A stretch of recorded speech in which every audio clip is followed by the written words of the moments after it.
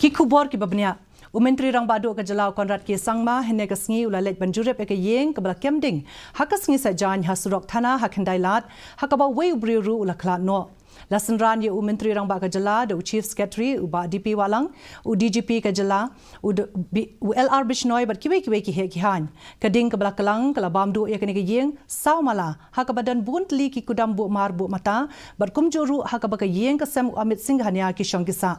hakani ke jingle jungo jungu Myntri Rangbah ula batha ye ki he ki han ban biang ye ka kai phot halor kani ke jingja kumjuru baki dei ban da Jurip bnya ke jinglong shngan jong kani ke Ïing ban wat re ka dautan rai jong ke jing Pluh ding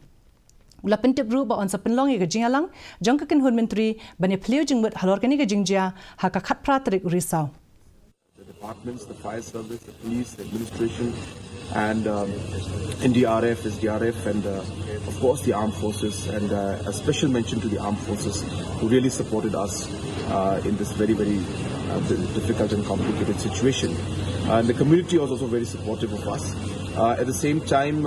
this is also of course a situation where a detailed investigation will be done, and we will go into details of the reasons why this has happened, and of course we will also go into issues of how to make sure that these kind of complicated situations are avoided and can be stopped in the future.